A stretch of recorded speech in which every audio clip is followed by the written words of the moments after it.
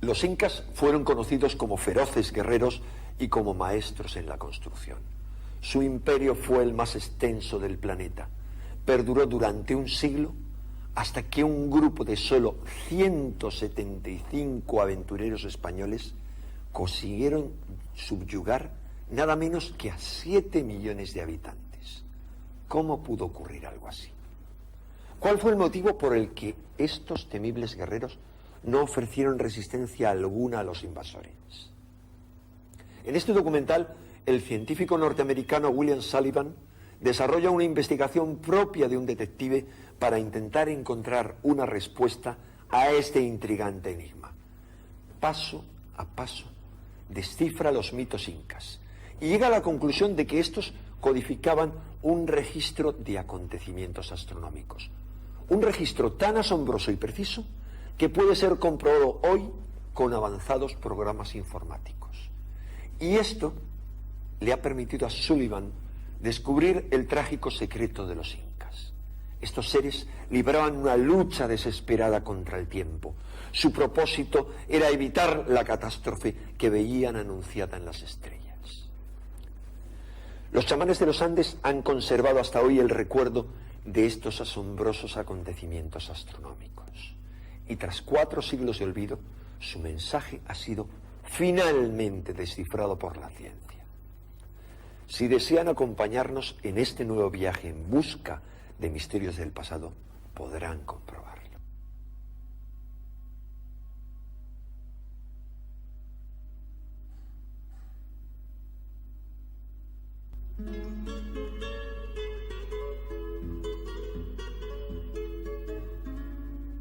Sol radiante de los Andes, tú que caminas por el mundo. Este relato está impregnado por una emoción que raya en el desaliento, por la indiferencia del mundo contemporáneo respecto al pasado. Y este sentimiento es como una sutil opresión. No nos perdamos, no nos olvidemos de los que se han ido antes, porque sin conocerlos a ellos, ¿cómo puede usted saber quién es? En 1532, la oscuridad envolvía un continente entero.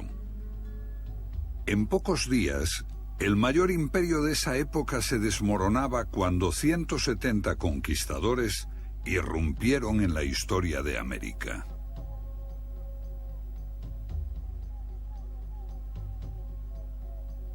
El sorprendente colapso del imperio inca es una crónica de terror, pero su final había sido anunciado por las profecías. Cuando empecé a estudiar la historia del Imperio Inca, me sorprendió que solo existiera durante menos de un siglo, antes de ser destruido por los conquistadores españoles. Más sorprendentes fueron las circunstancias que rodearon a la desaparición de este gran imperio.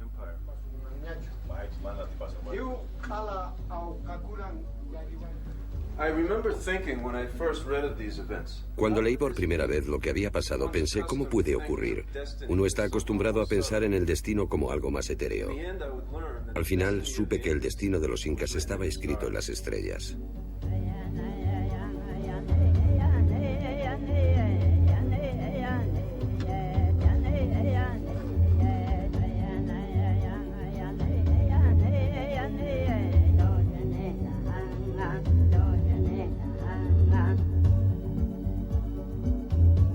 Durante el día, en las tierras altas de Perú y Bolivia vibraba una canción incontrolable.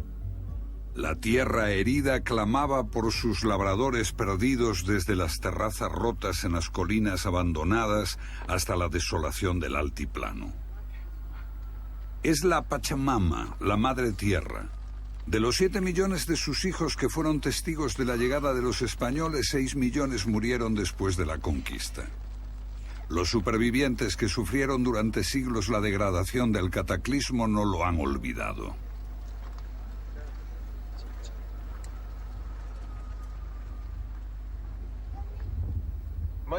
Mucho de lo que sabemos sobre el Imperio Inca proviene de los cronistas españoles. Los incas no habían desarrollado la escritura y muchos piensan que solo tenían una idea muy vaga de su propia historia. Pero nada más lejos de la verdad. Para situar su propia historia en el río del tiempo, los incas crearon sus propias embarcaciones, los mitos. Esta idea es discutible. Hay ruinas y trozos de cerámicas que pueden mostrar el firme avance del hombre desde las cavernas, pero hay quienes creen que nuestros antepasados pueden haber sido más antiguos y distintos de lo que la arqueología oficial está dispuesta a aceptar.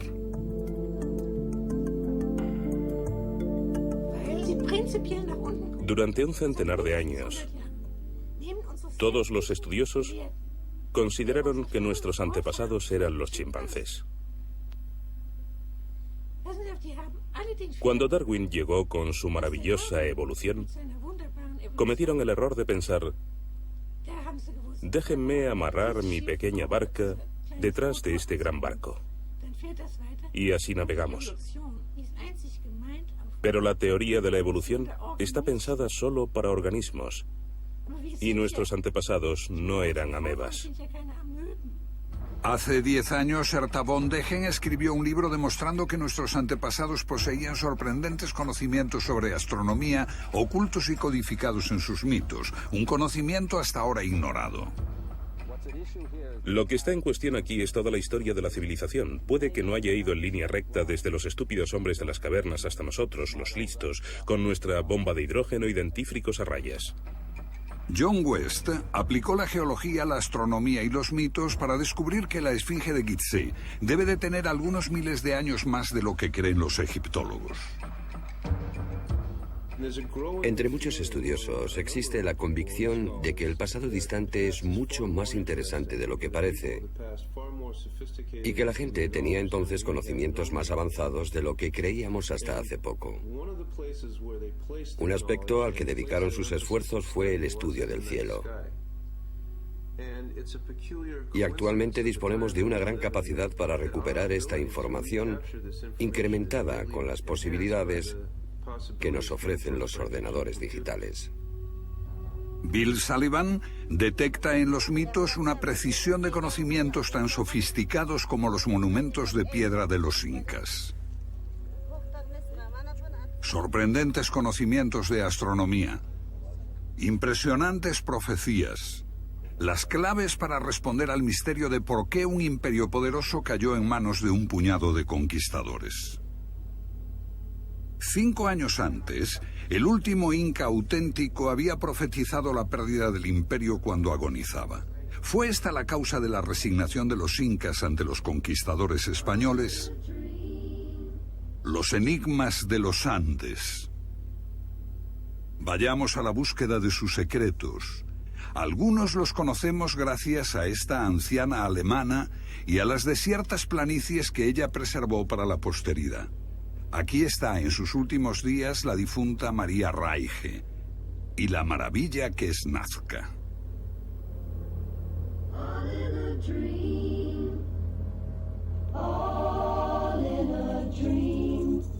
Un desierto cubierto de inmensas líneas y figuras muy antiguas.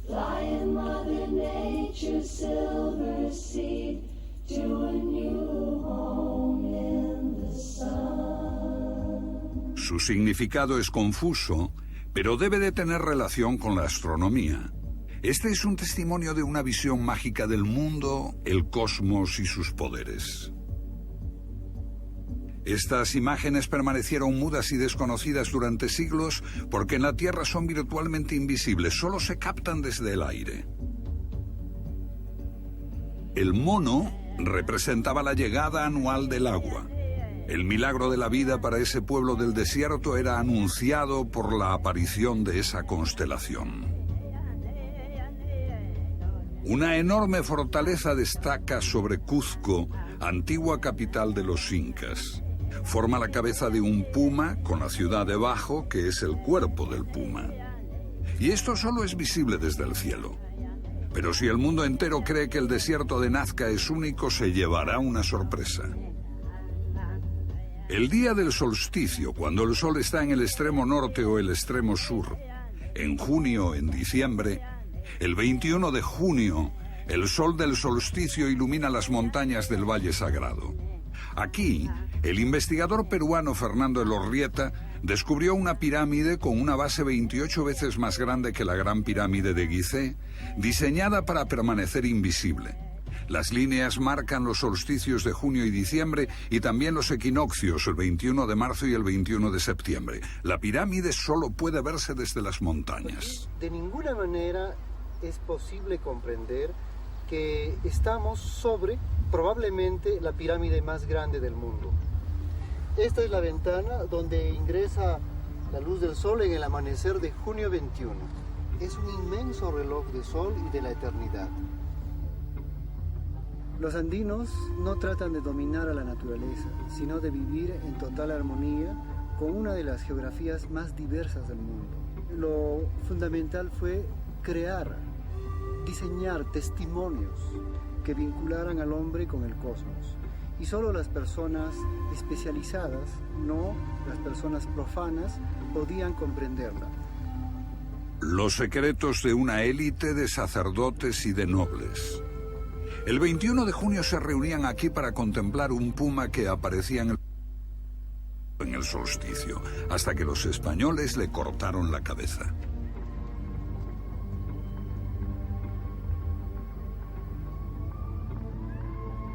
El día del solsticio, el 21 de junio, solo ese día, cuando el sol salía, formaba la cara de un puma.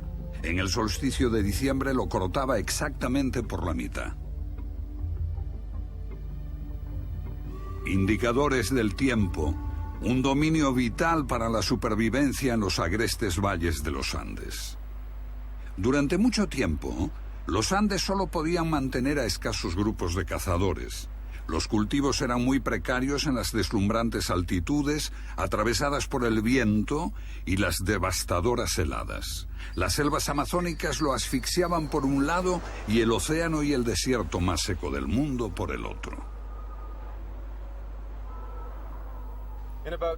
Cerca del 200 a.C., un impulso creativo de gran pujanza revolucionó la vida en esta región. En todas las áreas andinas se desarrollaron sistemas de terrazas y riego para los cultivos. En un lugar tan inhóspito como los Andes, la agricultura exige a la comunidad enormes esfuerzos coordinados. Se requiere voluntad de colaborar más que de odiar. En ninguna parte eran tan claras las obligaciones de los vivos con los muertos. Hasta hoy, las familias de los Andes se reúnen en torno a los sepulcros en el Día de los Muertos para agasajar a sus difuntos con comida, bebida y conversación. El respeto entre la gente, entre vivos y muertos, y entre el hombre y la naturaleza, era la ley básica del campesinado andino. Se las había dado un dios creador con forma humana, Viracocha. Su imagen permanece aquí, en esta montaña. La tradición sitúa su llegada aquí, en el lago Titicaca. Hace mucho tiempo, Viracocha salió de este lugar para crear la tierra, el sol, la luna, las estrellas. Según el mito, Viracocha creó a todas las tribus de los Andes y les enseñó a vivir en armonía. Este mito es el principal documento de la civilización andina.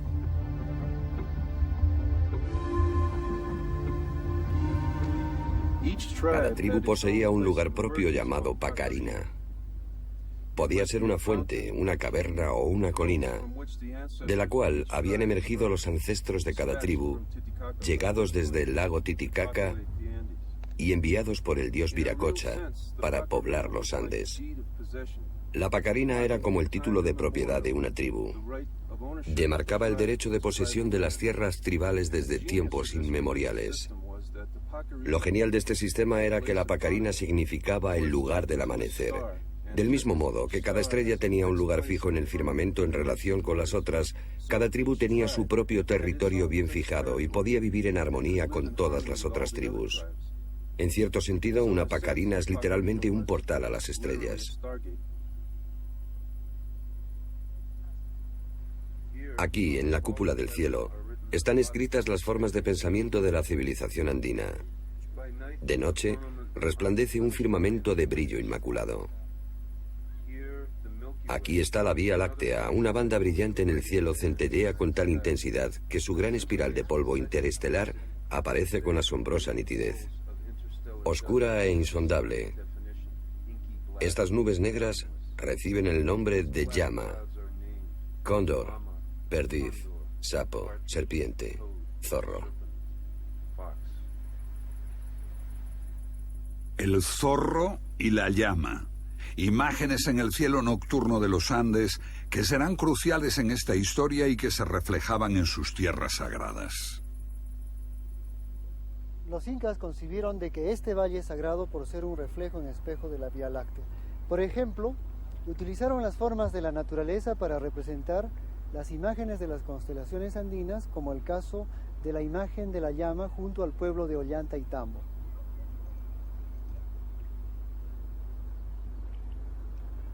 Al igual que los antiguos egipcios, que veían al Nilo como una vía láctea terrestre y construyeron sus pirámides como un reflejo de Orión, la constelación del dios Osiris, también los incas veían a su valle sagrado como un reflejo de la Vía Láctea y utilizaban la naturaleza para configurar constelaciones. Por ejemplo, Hampatu, el sapo.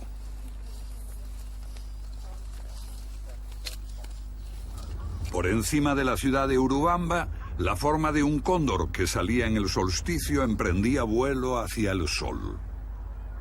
Aquí en Pisac, la imagen de la constelación del cóndor, con las alas abiertas en actitud de llevar a los espíritus a la Vía Láctea. Para los incas, la Vía Láctea y los días de solsticio eran de suma importancia. Ellos creían que estos días eran un puente que conectaba al mundo celeste con el terrestre. El solsticio de junio era un día de ritual sagrado, porque ese día el sol salía en la Vía Láctea y establecía el puente hacia la tierra de los dioses.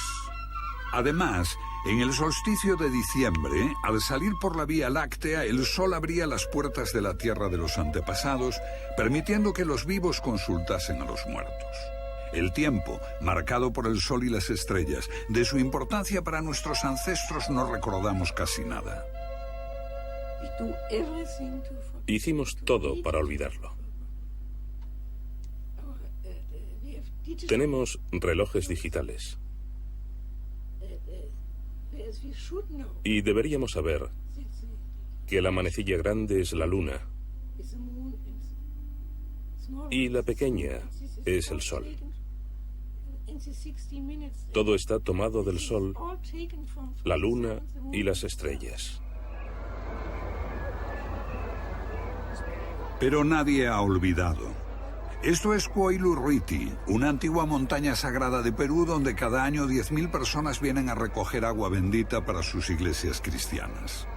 En los días de Coilurruiti también se conmemora un antiguo rito indio. En el mito occidental, el cazador celestial Orión se enfrenta a la constelación de Tauro, cuyo omóplato está formado por las 7 estrellas de las Pléyades, una constelación que desaparece durante un mes. Los días previos a la reaparición eran cruciales para los campesinos y su calendario agrícola.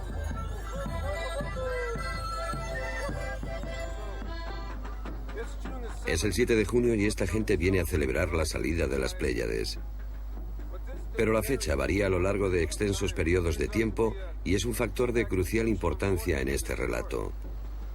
Porque nos lleva a otra época lejana, cuando los pueblos de los Andes experimentaban un Pachacuti, el fin de un mundo.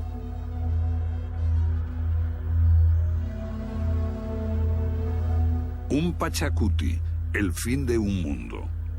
El temor por el Pachacuti y la creencia de que podían verlo escrito en las estrellas es el punto central en la investigación del escritor estadounidense William Sullivan. La llegada de los españoles constituye un Pachacuti para los incas y los Andes, el fin de su mundo.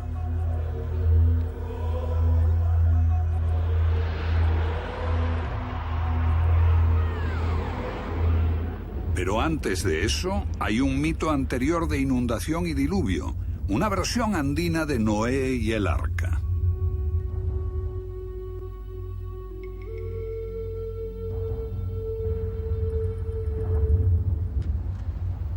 En este mito, la llama dice al pastor que lleve a los animales hasta la cima del monte Vilcacotto, señalando a las Pléyades que se elevan sobre la montaña. Advierte al pastor que en un mes se producirá la inundación. Y mientras suben las aguas, la cima del monte se llena de animales. Ese zorro resbala y se moja la cola, por eso la cola del zorro es negra. En el mito, las enormes montañas como el Vilcacotto simbolizan el solsticio de invierno. Y así sabemos que buscamos justamente lo que dice la llama, la época en que las Pléyades se alzaban exactamente un mes antes del solsticio del 21 de junio.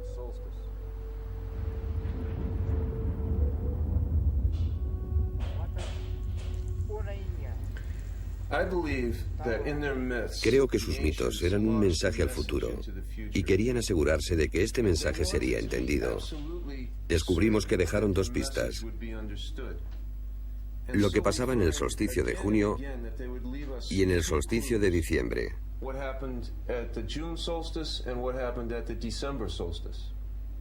Ahora el ordenador nos muestra los cielos en el pasado. Lo que buscamos es el tiempo en que las Pléyades reaparecieron al amanecer, exactamente un mes antes del solsticio de junio. Esto es lo que ocurrió en ese solsticio, las Pléyades asomando justo antes del amanecer del año 650 después de Cristo. Y esto es lo que pasó en el solsticio de diciembre. Aquí está la llama, seguida por el zorro, y al amanecer la cola del zorro está por debajo del horizonte. Así sabemos por qué la cola del zorro es negra, porque este hecho ocurrió en el 650 después de Cristo y el mito señala que ese año fue la era de la inundación.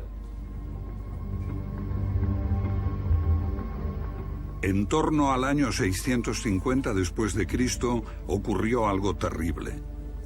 Por primera vez estalla una guerra a gran escala para gobernar los Andes durante 8 siglos. Si Sullivan está en lo cierto, los mitos nos aportan dos claves. ¿Qué pudieron haber visto en los solsticios de junio y de diciembre?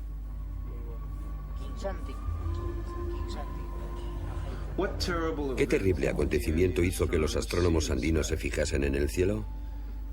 La clave está en la gran importancia de la Vía Láctea como un camino hacia el mundo de los muertos y los dioses. Y esto es lo que pasó.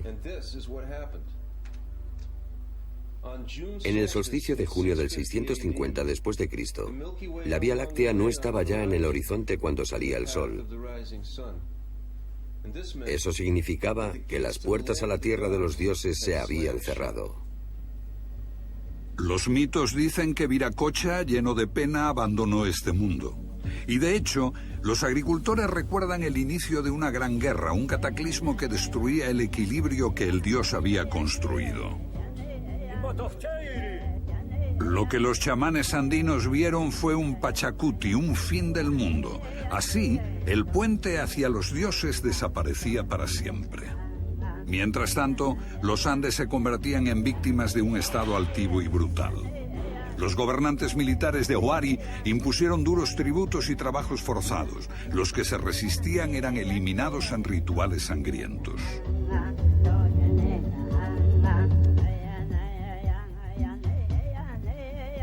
Estas interminables paredes de piedra cuentan la historia de la pesadilla que se precipitó en los Andes. Los señores de Huari obligaron a los campesinos de esta región a que las construyeran.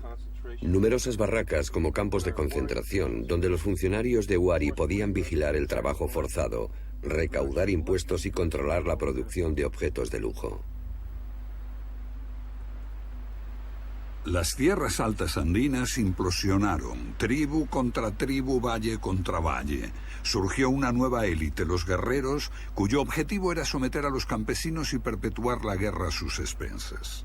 Los campesinos se consideraban descendientes de las estrellas. Los guerreros se comparaban con los planetas, libres para vagar entre las estrellas. Los estudiosos afirman que los pueblos andinos no conocían los planetas, pero en este cielo cristalino parece difícil pasarlos por alto. Un cronista hizo una lista con todos sus nombres y tenían un sorprendente parecido con los dioses planetarios de Grecia y Roma. Chaska Collior, la bella mujer de pelo rizado, era Venus. Aucha, el dios del tiempo, la justicia y la recompensa, era Saturno. El dios de la guerra, Acayoch, era Marte. Cuatahuilidia, el mensajero, era Hermes o Mercurio. Y Pirúa, de donde puede venir el nombre de Perú, era el rey, el dios supremo, Júpiter. En este periodo, Viracocha, el dios que se había marchado, también fue visto bajo otro aspecto. Estos son restos de un templo inca dedicado al dios supremo Viracocha. Los españoles creyeron que esta era una palabra inca que significaba lejos desde el mar. Pero los incas se rieron porque la palabra viene de una región totalmente distinta y de una lengua que se hablaba en el lago Titicaca, donde se originaron los dioses. Y allí significa plano inclinado del mar celestial, pero ¿inclinado en relación a qué? Lo que se indica es la trayectoria descrita por el ecuador del Sol respecto al plano del ecuador terrestre. Y la posesión de este conocimiento era la clave para entender la precesión y el movimiento de las estrellas. El fenómeno astronómico de la precesión era el gran misterio que fascinaba a nuestros antepasados y no es difícil explicar. ¿Lo recuerda?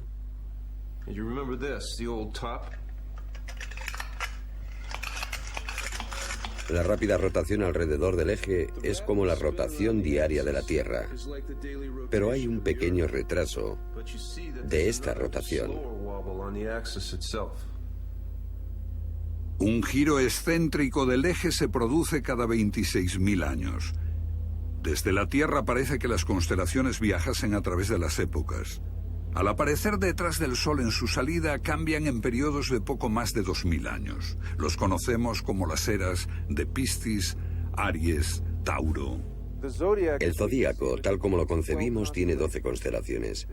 ¿Compartían los incas este concepto? Los campesinos indígenas me han dicho que sí. Tenían un sistema de 12 casas en el cielo. Y allí hay restos de 12 templos, dedicados a cada uno de los 12 linajes reales incas.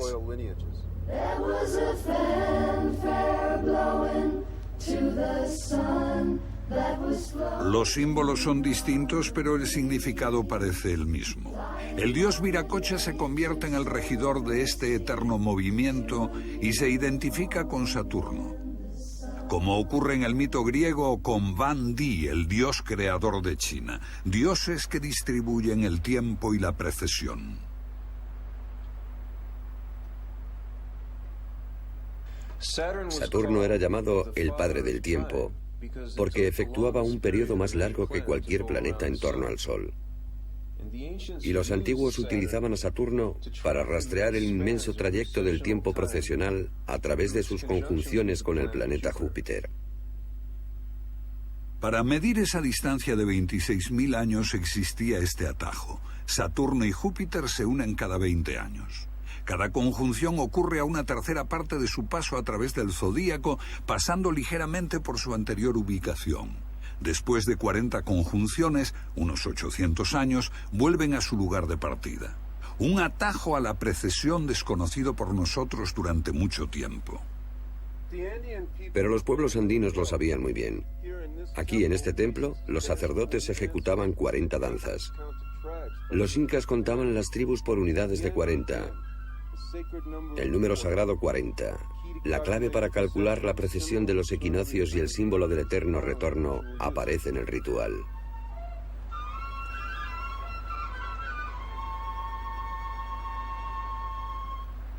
Desde la ciudad de Cuzco se difundían 40 líneas rectas a partir de dicho centro.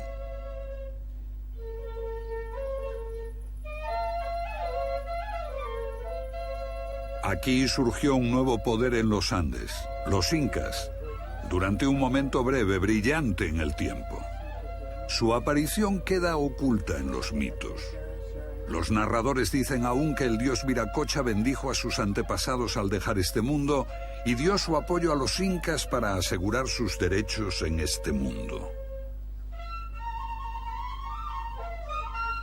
Bill Sullivan cree que también este mito tiene otro significado.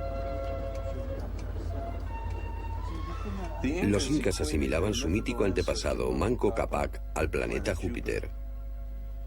Y el mito señalaba una conjunción de Saturno y Júpiter que anuncia al mundo entero cómo los incas, con la bendición de Viracocha, habían llegado para gobernar en los Andes. Una forma de legitimar su derecho al poder. Pero por alguna razón los incas van más allá. Algo importante sucedió que les hizo empezar a comportarse de un modo muy diferente.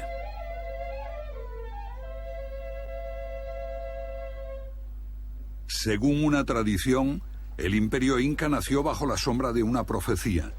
Su origen se sitúa en torno al año 1440, menos de 90 años antes de la llegada de los españoles.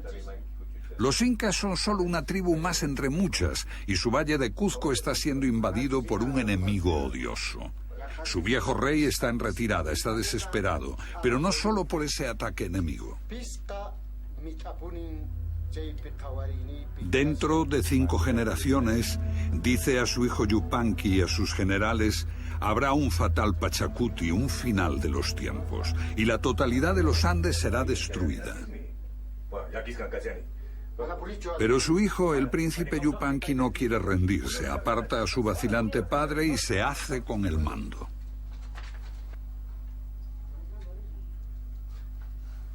Al contrario que su padre, Yupanqui no estaba dispuesto a aceptar la derrota.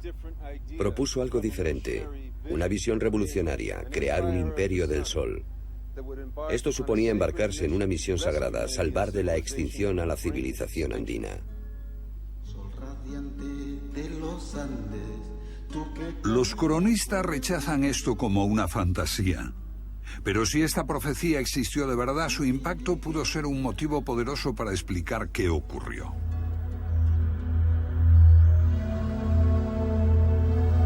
El príncipe Yupanqui asume un nuevo y significativo nombre: Inca Pachacuti, el que derriba el mundo. Parece arrastrado por un extraño sentimiento de urgencia. Partiendo del estrecho valle de Cuzco, él y sus 4 sucesores inician un curso de expansión. En una de las más inaccesibles regiones de la Tierra, conquistan un imperio de una extensión similar a la existente entre Canadá y el Caribe, o desde Islandia al Sáhara, en un breve periodo de solo 80 años. Abolieron horrores tales como el canibalismo y la explotación de los campesinos por la clase guerrera, y restauraron la paz después de 8 siglos de continuas luchas. Así se impusieron sobre los otros. Llamaron a su reino el Imperio del Sol. El Inca Pachacuti no pudo recuperar la antigua paz de Viracocha. Favorecer a los campesinos oprimidos podía crear conflictos con los guerreros. Para evitarlo, ofreció a estos últimos el prestigio de participar en la creación del Imperio del Sol. Y así, la trayectoria de los guerreros se iluminaba con las imágenes del Sol y de brillantes estrellas y planetas. Existía un sentido y un objetivo. En todas las empresas de los incas había un reconocimiento de profunda tristeza, como también un sentido de la belleza y un placer en el riesgo ante la posibilidad de una tragedia. Si había que luchar en muchas batallas, había que superar muchos obstáculos, pero por encima de todo, había un extraño y poderoso carisma que defendía a los pueblos andinos que tenían su centro en el Cuzco.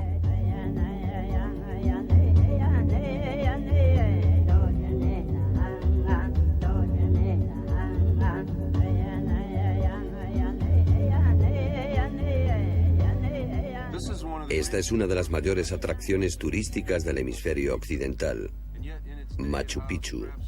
¿Pueden imaginar el aspecto que tenía esta ciudad inca en sus días de esplendor? A diferencia de otros imperios, los incas no malgastaron su talento erigiendo templos profusamente adornados. Por el contrario, construyeron en la tierra. Por todos los Andes, los incas impusieron un férreo sistema donde cada tribu conquistada trabajaba por el bien común. El dinero era desconocido y la propiedad privada estaba severamente limitada. La grandeza se consiguió centrando todas las energías en la construcción de terrazas, sistemas de riego y carreteras.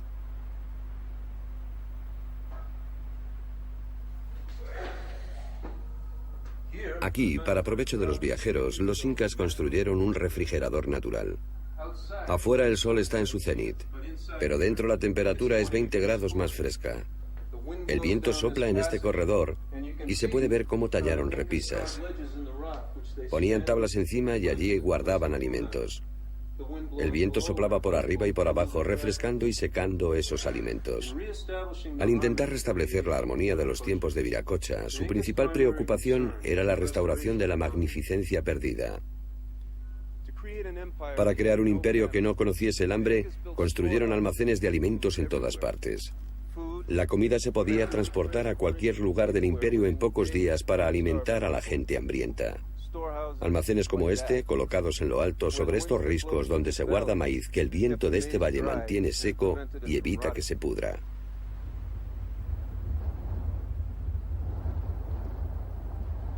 Con el mismo espíritu, los incas trabajaron sin descanso para desarrollar mejores tipos de cultivo. Este lugar, Moray, es una estación de experimentación agrícola y se usaba para adaptar las plantas alimenticias de altitudes más bajas a otras más altas. La planta se cultivaba abajo y cada año se subía un poco hasta llegar a lo alto. Así se preparaban cultivos genéticamente modificados para resistir las condiciones de las zonas altas.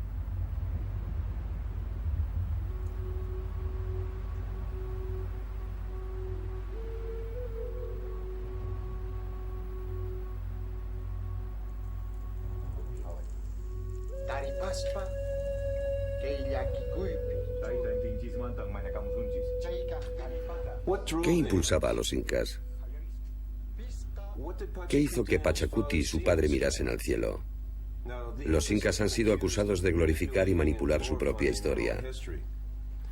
Veamos el testimonio de un grupo completamente distinto. Las tribus conquistadas de Huarochiri. Según sus leyendas, hay una llama en el cielo que baja de la Vía Láctea y bebe todo el agua del mar cada noche. De lo contrario, el mundo se destruiría. Y miren esto. Esto es lo que veían Pachacuti y su padre. Igual que en el 650 después de Cristo, cuando un zorro se hundía, ahora es el turno de la llama.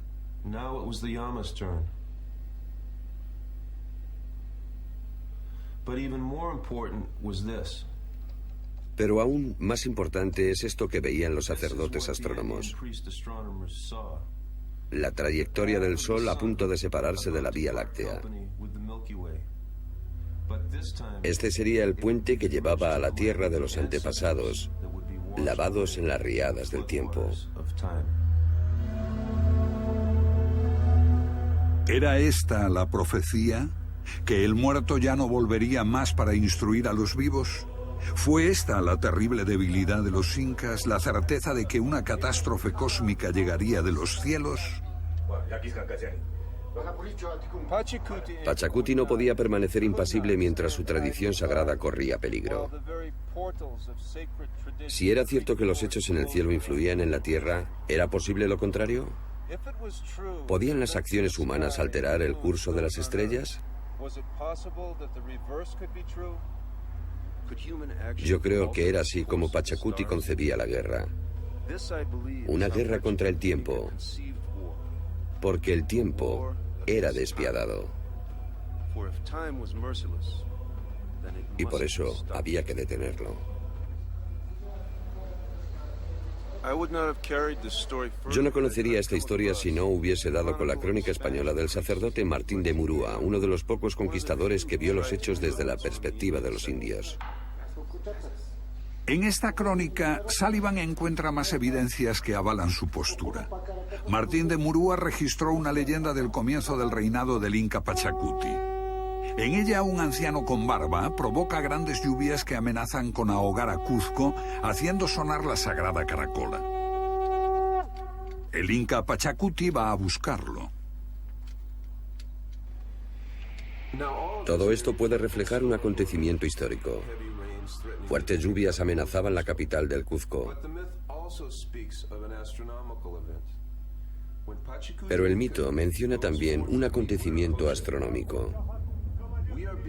Se trata de la conjunción de los planetas Júpiter y Saturno. La verdadera alarma para los incas era que esta conjunción de planetas tuviese lugar en el mismo punto que en el 650 después de Cristo. Habían pasado 40 conjunciones y ahora Saturno y Júpiter ocupaban justamente el mismo lugar en el cielo. La misma conjunción que 8 siglos antes había anunciado el colapso inminente del mundo anterior. Como todo andino, Pachacuti creía que las señales del cielo anunciaban lo que pasaría en la Tierra. Pero si cambiaban los hechos en la Tierra, ¿se podría alterar el curso de las estrellas? Por ejemplo, si él podía impedir que el mundo cayese en el caos y en el derramamiento de sangre y restauraba el orden de Viracocha en la Tierra, ¿podrían los cielos evitar sus fatales conjunciones? ¿Se podía eludir el destino? Martín de Murúa cuenta que así lo hizo emprendiendo una reforma religiosa. Pachacuti transformó la ciudad de Cuzco en el ombligo de la tierra, con el sol como centro de la religión. El Coricancha, el templo del sol de Pachacuti, estaba revestido en oro, y de aquí salían 40 rayos llamados seques, que señalaban al horizonte. Junto a estas líneas hay santuarios naturales, y cada tribu era responsable del mantenimiento de uno de esos santuarios. Y así, como si fuera una telaraña gigante, todos los pueblos tribales de los Andes, los descendientes de las estrellas, estaban ligados con el sol que ocupaba el centro. Y él instituyó esto, la Intihuatana, que literalmente significa para amarrar el sol. ¿Pero amarrar el sol para qué? Para ligar con la religión solar a todos los pueblos tribales de los Andes. Cada tribu descendía de una estrella propia. Si las estrellas no podían moverse en relación al sol, entonces ellos podían ganar la guerra contra el tiempo.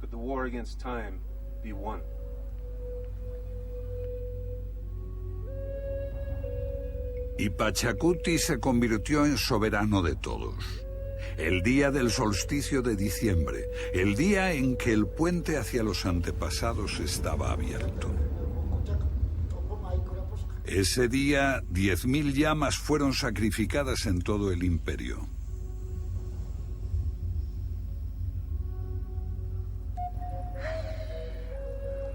Su sangre fue bendecida y colocada en pequeños cuencos de cerámica. Los mensajeros llevaron los cuencos a todo el imperio para arrojarlos en la cima de cada colina o montaña.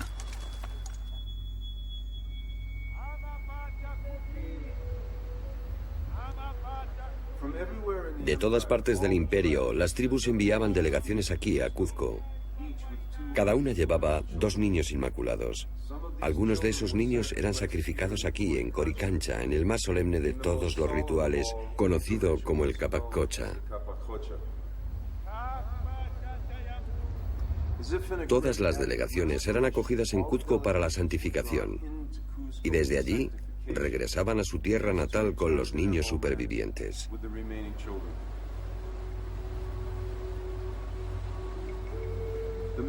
El significado del Capac Cocha había sido un enigma desde el principio. Yo creo que su secreto está en el significado de la misma palabra. Capac era el rey sacerdote y astrónomo, y Cucha significa súplica, la súplica del rey, porque era gracias a esta súplica del Inca que los niños sacrificados viajaban a las estrellas.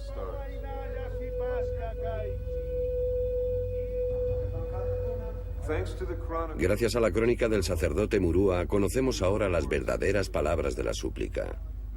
Que el sol y la luna sean jóvenes para siempre.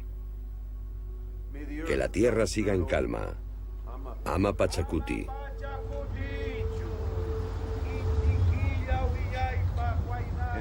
Y que haya paz. Pero con todo un imperio bajo control y en paz, ¿dónde estaba la guerra? Creo que existía solo una guerra para los incas, la guerra contra el tiempo. A lo largo de las sendas que partían de la sagrada Cuzco, atravesando montañas y hondonadas en continuas líneas rectas, los niños acudían al sacrificio.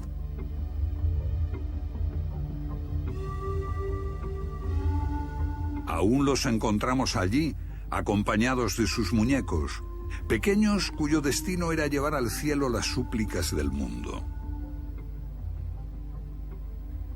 Una resonancia fascinante se estableció entre extremos de horror y belleza.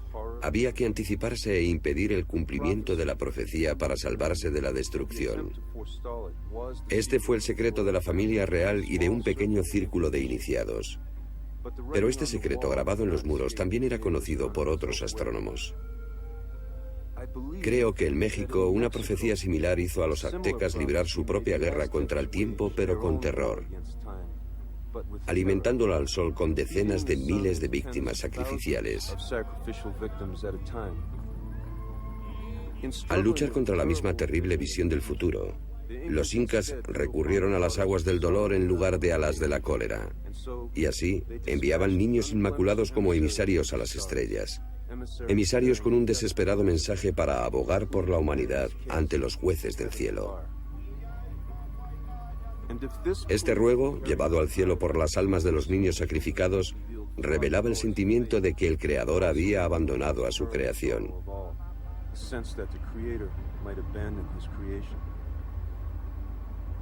Esto, creo, fue la estrategia desesperada que los incas aplicaron para evitar el fin del mundo. Pero si quieren hacer reír a Dios, cuéntenle sus planes.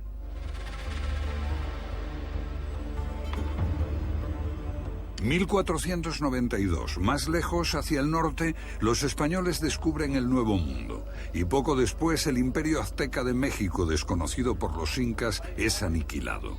Solo unas décadas después de que el gran inca Pachacuti fundase el imperio inca, el más grande de su tiempo.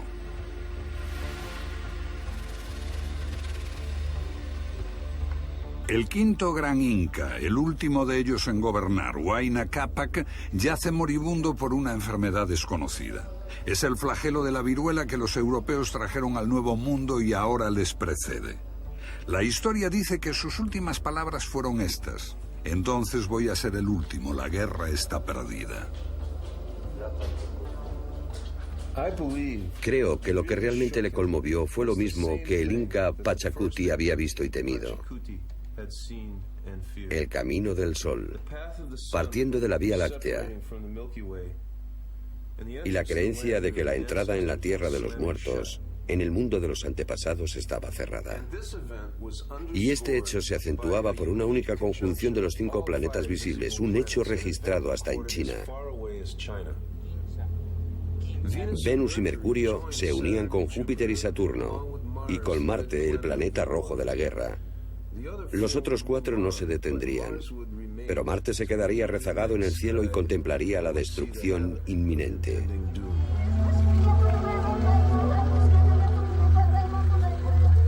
La viruela que mató al último inca acabaría con la mitad de la población y doblegaría el ánimo de la gente.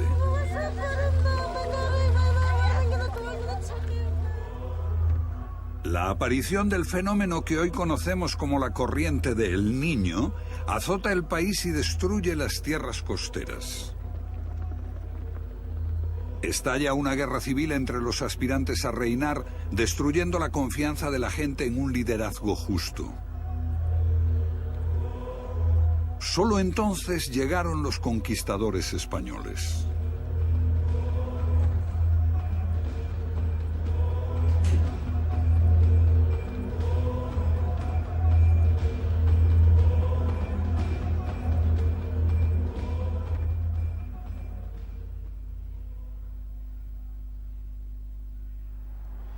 Esto es todo lo que queda del Templo del Sol, el corazón del Imperio Inca.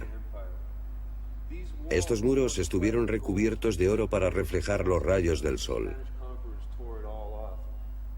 Los conquistadores españoles lo arrancaron, y sus restos yacen ahora empequeñecidos por el monasterio dominico que se construyó encima. Nada podría simbolizar mejor el efímero brillo y la trágica desaparición del Imperio Inca. To the sun that was floating on the breeze. Los chamanes andinos fueron aniquilados, torturados, mutilados, golpeados hasta la muerte, desmembrados, quemados vivos. El gran río del conocimiento que fluía por los Andes quedó agotado, reducido a polvo, a una caricatura de sí mismo. Los exterminadores contaban con delatores, hombres pequeños con rencores pequeños, hombres asustados agarrados a las negras faldas de los curas. Mientras la voz de los Andes se silenciaba, lo que quedó fue un legado, relatos deformados por el tiempo, mensajes codificados, mitos.